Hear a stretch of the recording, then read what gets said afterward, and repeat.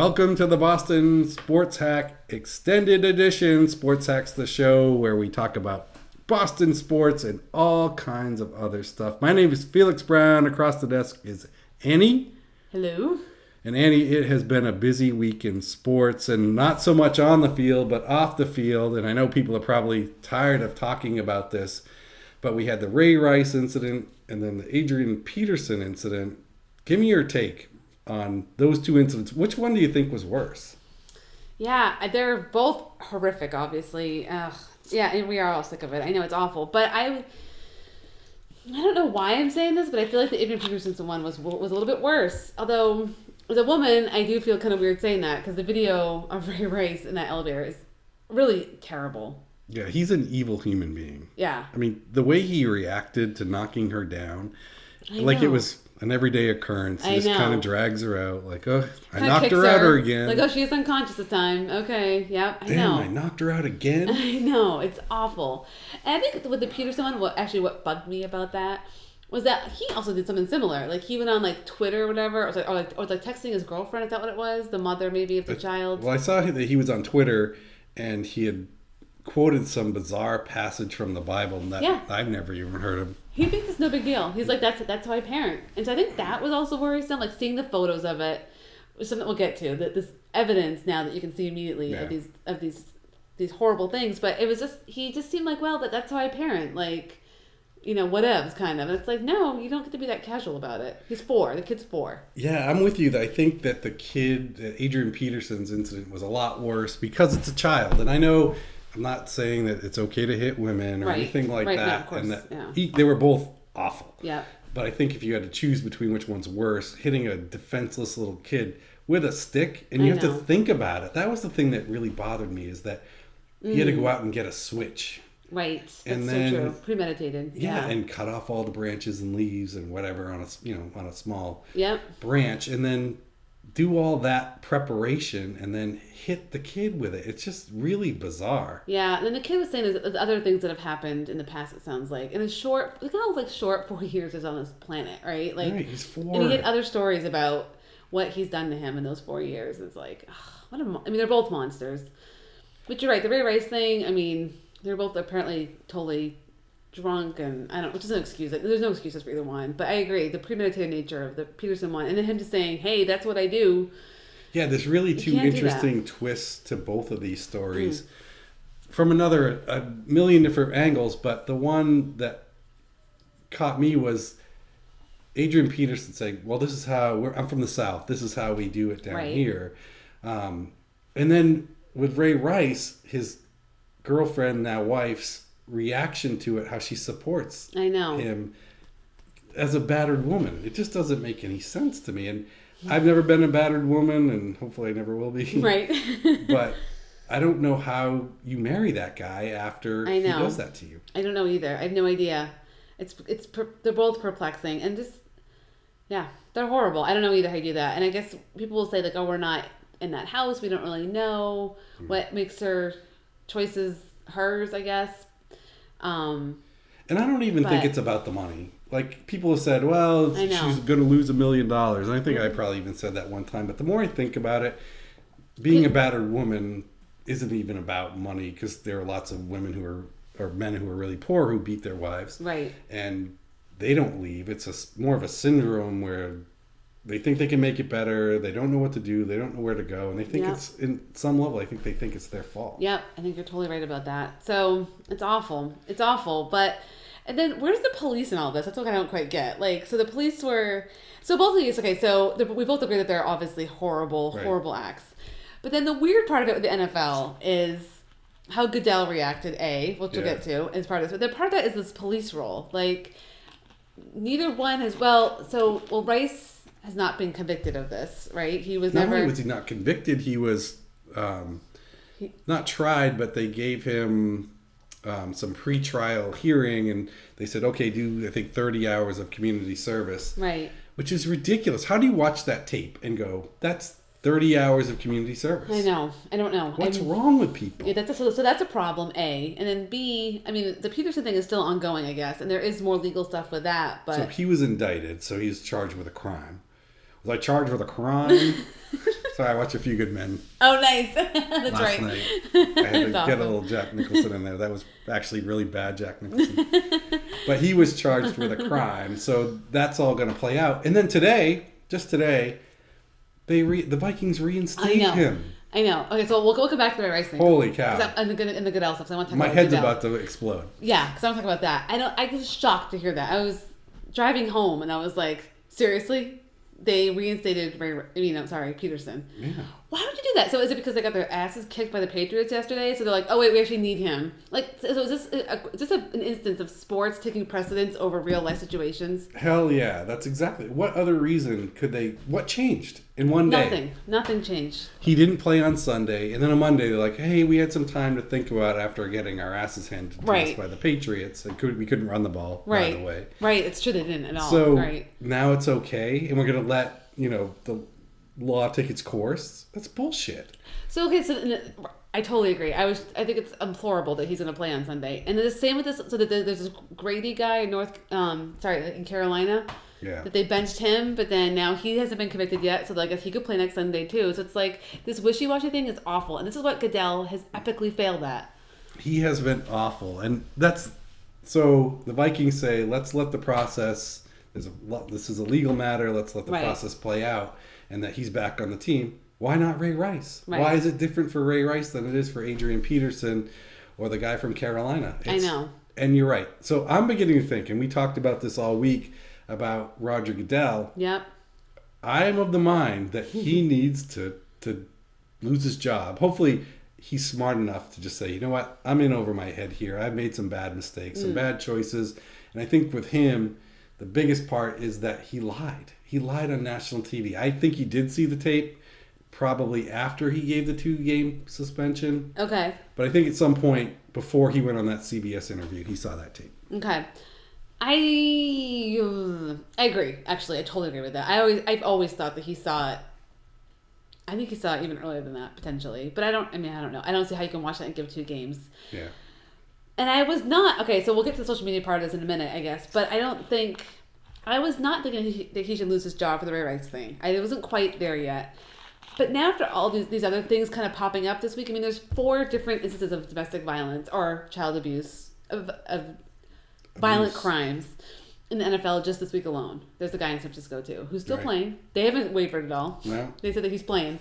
And the guy in Carolina, by the way, his trial's not until after the season ends. So they benched him on Sunday, but nothing's going to change the season, so whatever. He'll probably play and go about his life. But now with this flip-flopping like this, I feel like Goodell doesn't have a good handle on this. But then what's his role? Like, I don't know. Well, I think these are legal matters. Like, what's his role? I don't know. He's not been afraid in the past for even less offenses, more minor offenses. Yeah. To wield his power and suspend guys. Well, so Josh Gordon gets a year for his 3rd marijuana offense. Like, come on. So he's not consistent, and I just don't.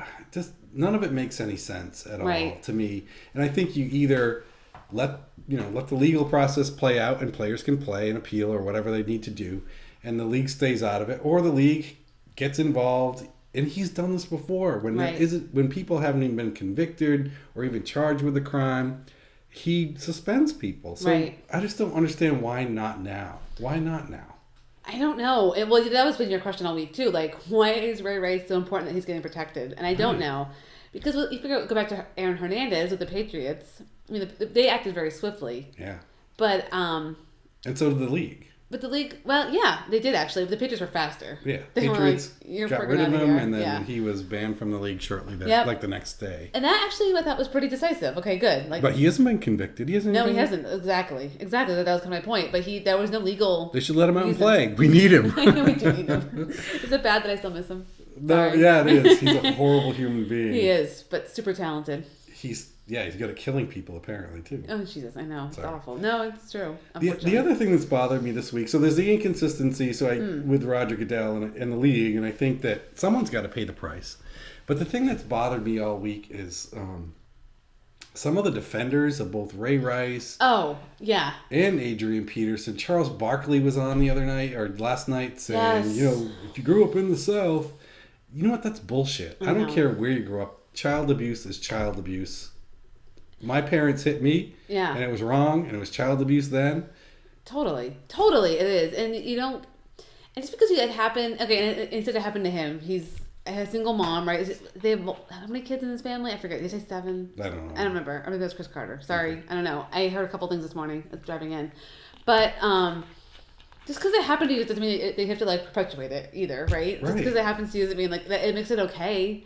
It doesn't make it okay, and I don't like it. Shouldn't be a regional or a race issue. It shouldn't be either one of those things. I mean, it's across the board bad, right? Keyshawn Johnson was on national TV yesterday saying, "When I grew up, I got hit with a switch," and he goes, "I did some bad things as a kid, but it was abuse, and my parents should have done it, and I don't do it to my kids." He goes, "But the reason I'm sitting here today, the reason I played in the NFL was because I got hit by my parents." Oh, I've heard that too. Wow. Yeah, that's right. Yeah. So if I go hit my kid, is he going to be a potential NFL player? I think Ray Lewis said that too, actually. Something in the sense of like, if he hadn't gotten, if his upbringing had been so hard, murderer, he wouldn't know. I know, another one. He wouldn't know how to respond, actually. So it's like, that's so messed up, right? I mean, it's a culture of violence. Is it? It's a lot of good guys in the NFL. I know. So that was the story. There's some guy in Kansas City, by the way. I'm sorry, I don't remember his name.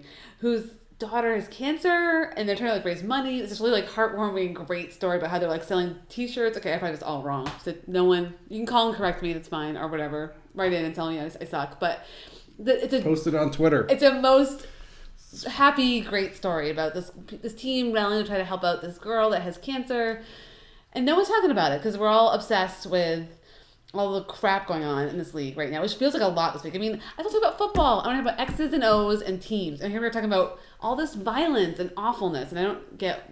I know. I want to talk about football, but here we are talking about... I know.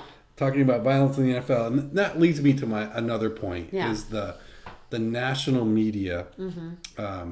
their unwillingness to take on stories like this because of their closeness with the NFL. Right. The Peter Kings of the world, the ESPNs, Chris Bermans, and all those other fools on ESPN. Yep. No one was breaking this story. It had to be broken by TMZ of all places. And it's despicable to me because I know... All right, I'm going to speculate that if Peter King was handed those pictures or he was handed that video, he would have done nothing. He wouldn't have covered that story because he's a coward. And their relationships with the NFL and being one of the guys is way more important than reporting news, which is their job. Right. So they're feeling like they're in jeopardy. Right. And they don't know what to do with that. I know, that's awful. News should be news no matter what it is. And we're not in that space, and a big part of that is, as I know we talked about, is social media. And I guess I have a lot of thoughts about this, actually. Like, so what is news these days? So this, by the way, this story with Ray Rice only got big because there was visuals. There was a video. There were visuals, but then no one really cared that much until there was like, oh, I can see it. Oh, that looks terrible. Therefore, now I'm mad. Right, but look what happened in Carolina.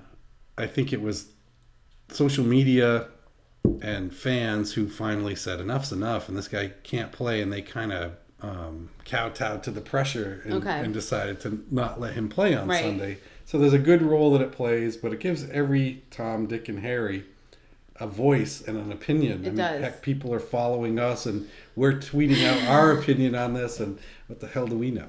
I know. Well, that is true. What the hell do we know? So I guess, but social media, the downside of this is unintended consequences, which I know we've said before. But it's also this, I don't get why there's this desire to bring people down on social media. It becomes this like witch hunt, which I know we've used that word on Twitter as well. Yeah. Like Goodell's a big part of it right now. People were like calling for his job like a week ago, and I'm like, well, look at TMZ. I think we tweeted out that TMZ took down the owner of the Clippers. Took down Tiger Woods. They were the one that break that story. Yep, that's totally true. And now they're taking down Ray Rice. And the thing I love about TMZ, and it's kind of a tangent, is that they have no agenda other than to bust your balls. No. And if you do something wrong, TMZ is going to be there and they're going to get it on camera. So are they news then? Are they our standard for news now because they're willing to do that? I don't know. They're the only ones we can count on to get to the truth. So that's kind of creepy. It is kind of creepy. But then again, this stuff happened back in the 50s and 60s and 70s, and there just wasn't all this media focused on it. True. So I feel bad for these guys in some respect. I mean, Tom Brady can't dance like a dork at a World Cup game right. without it being spread all over social media. True. And I've watched it hundreds of times. He's awful. Hundreds, really? Yeah, it's awesome. I love Tom Brady. I have a man crush on Tom Brady. It's true. But social media is, in some respects, it's very evil because I think it's even tightened the noose on a lot of these guys so that they can't do anything without it being tweeted about. Everyone in the world has an opinion. It's true. It's kind of sad. It's true, and they're willing and able to just put it out there. And so, and that's because a thing that bugs me. There's an article I want to talk to you about in a second, but there was this bugs me. So with domestic violence, where are these people like 2 weeks ago? Right. Like, okay, if it's awful, it should be awful all the time. Right. And so just because it gets brought to their attention, now they're like, oh, and now I'm pissed about this. Like, yeah, it feels a little bit like a fraud move. Not that they didn't. We're all against domestic violence, obviously. No one supports that, but it creates this like feeding frenzy almost, and it's almost like the ice bucket challenge in a bad way. Right. Because the ice bucket challenge is a great thing, and people just jump on board. And same with this. People should have been outraged weeks ago about this, and they weren't until someone told them they had to be upset about it. Exactly. And there was a visual, like, oh, I can now see that. Like, both of those things. It's the online herd mentality. Yeah. It's weird. It's a weird world that we live in now, and I don't quite understand it. I think it sucks for news, because like you said, there really isn't any news. It's just mostly opinions. Right. And, this mob mentality. I don't think, it wasn't good back in... But it's good, though. It's good. Okay. Here's why it's good. Okay. It's because, let's say I'm a Vikings fan. I don't want to be cheering for that child abuser. But people are, though. I mean, they still are, because they're idiots. I mean, wait. It's another side note. Did you see all those dorks in Minnesota wearing all that garb with one guy had the Viking helmet, the big horns coming out, and he had a big vest thing, chest protector thing on, and spiked wristbands. He's a Viking. I didn't know that. He's a Viking. Who would dress? I mean, I love the Patriots. Eric the Destroyer. Would you ever paint your face for a game? Oh, well, actually, maybe I would. What happens when you lose 30-7? I'm a wicked homer that way. And the tears run your red and blue makeup. It's true. Anyway, that's kind of a tangent. By the way, actually another tangent on that really quick. What's up with the horn, the Viking horn they play every 5 seconds? I know. That was on a little third much. down. It's kind of like the Patriots' Welcome to the Jungle. Yeah. Or no, Hell's Bells, whatever it is. Yeah, they know. And I know. And the Bruins horn, which I hate.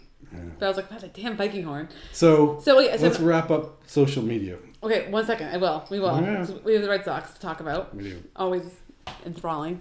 But Kirk Minahan on WEEI wrote an article. Did you read it?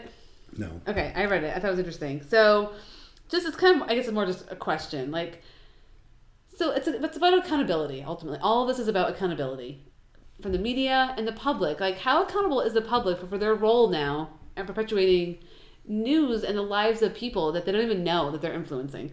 Like, so he talks about, like ultimately what changes from all this? Like, what role do we all play with social media? Like, what changes? Who's held accountable? Like, he had things like in the Jared Remy case. Yeah. Like the DA just got, but they has had a primary in Massachusetts, and she won by 29 points. Because of the Jared Remy case. Partially, but she has a role in that too. Like, he should have been in jail years ago, and he wasn't. Right. So what's her role in that? She should be accountable for that. But okay. She's not. She won an election. I know, which is kind of sick if you think about it in some ways. And same with the public. Like, what's our role? Like, how accountable should we be for people? So if Goodell loses his job, not that I'm not against it now, but it's also like their goal is just to bring somebody down. And then like, okay, that's done. Who's next? Mm-hmm. Like, there should be some accountability somewhere with all this. And there's not, and that's... It seems like that's what happens with social media, is that people jump to that final step. So there's no in between. Right. They always say, we're going to let the process play out and all that stuff. Right. And the same people, Bomani Jones was on today, and they were talking about Adrian Peterson. He was defending the Vikings for reinstating him because he said, we should let the process play out. This is a legal matter. He's the same guy on Twitter who is tweeting about Ferguson and how everyone has to pay for what happened when none of us know what happened in Ferguson. Not to get off on another crazy situation, but where's the consistency? Exactly. And no, there's not. Or accountability. And it's like what you just said a while ago. Like, everyone has an opinion about something. Right. And they can just put it out there. But unfortunately, it affects people's lives in a really huge way. Like, Goodell might lose his job. And should he? I thought no, and now, again, like I said before, I'm leaning towards... Still mostly no, actually. I don't... But he... okay, I sound like an idiot. But the problem is that there's now all this stuff happening this week, and I'm like, and it's not consistent. I don't agree with this. This wishy-washy, people getting benched, not benched. Okay, part of it, and when they get benched, by the way, they get paid still. Yeah. So owners obviously don't want to pay someone that's not playing or producing. So there's that. And there's fantasy. There's the fantasy world. So people were really bummed that Peterson got benched. Which because is making more money than you can even Right. talk So there's about. money is the backdrop to all of this, is per usual. Everything's right? about money. Everything's about money. We talked about that? We did a lot. And I think Goodell should lose his job. And I didn't think he should. Mm-hmm. I voted for it before I voted against it. Little John Kerry for nice. it. But I think in light of what's going on with Adrian Peterson and then the other two domestic violence cases and Ray Rice, he just hasn't handled it in a consistent way. And there's got to be a fall guy. I really do believe that. He's mismanaged this whole process. Had he given Ray Rice a season or even half a season at the beginning, we wouldn't even be here. Nope. It would be a blip on the radar. And the Peterson thing would also be a blip. Yeah. It would be, I know, it's so true. And it's blown up in this huge thing. It really has. So I kind of agree he should, but and it too feels bad. weird a little bit too. It feels like feel it's happening just because this was this witch hunt happening and Goodell is the guy to go down. Not that he makes $40 million. I have no loyalty to him. Like he'll be fine. Right. He'll be fine. But what about, remember Grady Little? I do remember Grady 2003? Little. Yeah. Should he have lost his job? I love Grady Little. And he coached that team really well. And he made a mistake. Kept Pedro in too long. They ended up losing. Wow. And it cost him his job. Would you have kept him? Yeah, I probably would have. Really? Sometimes people make mistakes. Would they have won 04 if they kept Grady Little? I think so. Really? I do. Wow, there are bold statements coming out right now. I didn't know that. But sometimes people have to pay with their job, and I think that's what happened to Grady Little. I think that's what's going to end up happening with Roger Goodell. So, anyway. I know. It's crazy. Annie. Yes. Boston Red Sox. I have to be honest. Are you following these guys? What is going on with the Boston Red Sox? Actually, I watched a couple of games, and they're playing an interesting role as spoiler. What's your take on what's going on with the Sox? I'm enjoying the spoiler role. I was not watching them that much. No, I haven't been. I've been tuning in and out, probably like you. Maybe they're on the background. I mean, they're not very exciting right now. They're kind of... Is that because your pink hat's in the wash? Yeah. And my shirt, yeah. My Ortiz shirt. My pink Ortiz shirt's in the wash. No, your Big Poppy shirt. Yeah, Big Poppy on the back. No, my Ellsbury shirt. That's what it was. Because he's hot. I saw a guy the other day walking down the street with a Carl Crawford shirt on. Oh my God. I wanted to punch him in the face. Should have. Because he's stupid for buying it in the first place. Freaking idiot. I know. I almost swore again, but I did not. Good. So they, this is kind of a fun weekend because they played the Royals, which are surprisingly good. I didn't really realize the Royals were that good. They are kind of neck and neck with Detroit for their division. Yeah, absolutely. Which is kind of funny because Detroit... And a wild card spot. Right. And the Red Sox had a little bit of a fun role finally. And they were kind of playing spoiler to that because they took 2 of those 4 games. Right. And I think Detroit is back in the lead again, right? I think by a game. Yeah, I think so too. And that's been crazy because everyone thought Detroit was a lock after they got Price. Right. Just like with the Oakland A's. Like, okay, they have amazing pitching. They're in. And now they're tanking. The A's might not. Their playoff hopes are dashed potentially. Yeah. Which is crazy. It is crazy. And the Royals, I think the last time they made the playoffs was when George Brett was playing third base. So. No, I think it's before that. But well, it's been a long time for them. It's always weird to... No one follows that team other than folks in Kansas City. And to see them play so well, and I'm rooting for them. I know that. I am too. But so it was kind of cool to see the Red Sox. But I don't know. It was kind of fun to have them have a role in kind of maybe the playoff picture a little bit. Besides that, no. I mean, no. So Pedroia is kind of weird though, huh? So all of a sudden, they're like, yeah, we're gonna shut him down for the season. Yeah. I think he might be done. I wonder, because now he's had another surgery on his wrist and thumb. That thumb has been a perpetual problem. Remember Nomar Garciaparra? He was never the same player. He had, it's not this, I don't think it's a similar wrist injury, but he had a wrist injury. Mm-hmm. And he was never the same player, couldn't hit for power. And we've seen Pedroia's power numbers drop steadily over the past 3 or 4 years. You were saying that just a few weeks ago about how maybe he's just... Yeah, like I think he's done. I know, which would really be a bummer, but I assume it does feel like it. But then we have Mookie Betts. Mookie Betts. I said that totally wrong. Mookie Betts. Mookie Betts. What'd you call him? I'm not gonna say it again. Yeah, once it's fine. Don't do that. But he's. I'm excited to see him play second base. He might be good. Mookie? Yeah, I am. Yeah. He might be good. So where does that leave us with? We're kind of moving on to another topic. It's okay. But Giancarlo Stanton gets hit in the face this week. Yeah. Still all hot and bothered about him, or has that tempered your... Well, you were kind of hot and bothered about him, weren't you? Oh, absolutely. Yeah, that was you. I still am. I think he's value now. Do you? Yeah, I mean... Can we get him on the cheap now? Yeah, we can maybe get him for... Trade him for Clay Buchholz. Oh, that'd be awesome. No, who's, by the way, pitching well because we have no hopes of doing anything productive. So he's like, I want to play well now. I read someone the other day, I think it was Rob Bradford from EEI, said he could be a number one starter for the Red Sox next year. And I think I saw that too. Are you kidding me right now? Hell no. That guy's a mental midget. He can't handle pressure. No. He'll be injured, probably during spring training. But back to Giancarlo Stanton, I think I still make a trade for that guy. And it's, I mean, getting hit in the face with a baseball is career changing for a lot of guys. And so you don't really know what you're getting. Kind of knew what you were getting before.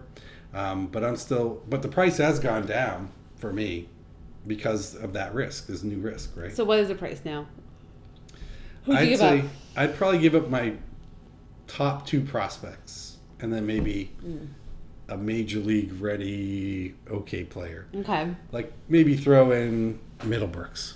Oh, good. No, you want him gone. I loathe Middlebrooks. I want him and Jenny Dell out of here. Oh, Jenny Dell was on the broadcast last night, by the way. Yeah, I saw her. For CBS, I know. She's awful. So, free agents out there that you're interested in for the Red Sox as we look forward in 2015? Yeah, well, Stanton. So, first of all, I guess I would still go for him. Just going to wrap that up. I guess I would, but it's a little worrisome. Yeah. I don't know that I'm as sold on him as I was before. Actually, I never was. I think that they need pitching. I want pitching. That's what I really want. Who do you want? Who's available? Josh Beckett. I think he's a free agent. You want him back? F no. Me neither. Definitely not. I think... I'll pitch instead of him. I don't know. There's not a lot of great free agent pitchers. I mean, there's big... John Lester's out there. I think they might actually make a run because... I still don't understand why. The Lester? You're still thinking that? Yeah, I'm still on the Lester bandwagon. The guy can pitch in the playoffs. He's amazing. Yeah. And so there's Max Scherzer and James Shields out there. Any of those guys interest you? Shields. Because he was affordable, right? He was $90 million for 4 years? Are you correcting me? What do you mean? Oh, you went Shields. Shields? What's that? Because I'm excited. Creepy. That was my excited voice. Shut up. Hannibal Lecter over there. Shields. Well, because he's affordable. We need some pitching. Affordable? He's probably going to get he could get $100 million. 90 was the last. 90 in 4 years. Which is better than 150 for 6 years. Yeah. I guess. They came out with an article. There's an article from a Red Sox insider, someone in the front office, who said that they'll probably sign one top tier free agent pitcher, but they're not going to sign two. Okay. So that leaves us with a rotation of potentially that top guy, which I think is going to be Lester. Then Buchholz. We should bet on that. Okay, what do you want to bet? I'll bet you Labatt's Blue. Nice. Oh yeah. This is a Diet Pepsi. By the way, sponsors. Yeah, Labatt's Blue. We're enjoying those, and our Diet Pepsi. And Diet Pepsi. Those are our two sponsors for the show. They are. So then we have Ruby De La Rosa, who's pitched well. Yep. Yeah, but a little downside lately, though, right? I know, but they're playing out the string, so none of this really counts. Okay. Like so you're not worried. It does for the other team, but not worried. I'm not worried about him at all. I think he'll be fine. He's got major league stuff. And I think he's a number 2, maybe 3. I don't think he's top of the rotation. Okay. I don't think he's a number 1. And then we have Joe Kelly, maybe as a number 4. You think he's a 3. I think he's a 4. Okay. But then we have Matt Barnes, Alan Webster, Anthony Renato. Yeah. Henry Owens could come up at some point. Could come up. Matt Barnes is up already. So there's enough there. Which could be a closer. We need a closer. So is that pitching staff good enough for you for the 2015 season? No. Let's say you sign Shields, You have Buck Holtz, either Joe Kelly, Ruby De La Rosa, and then one of those other kids. Is that good enough? No. So you think they have to go out, and they said that they're not going to sign 2 top-tier free agents.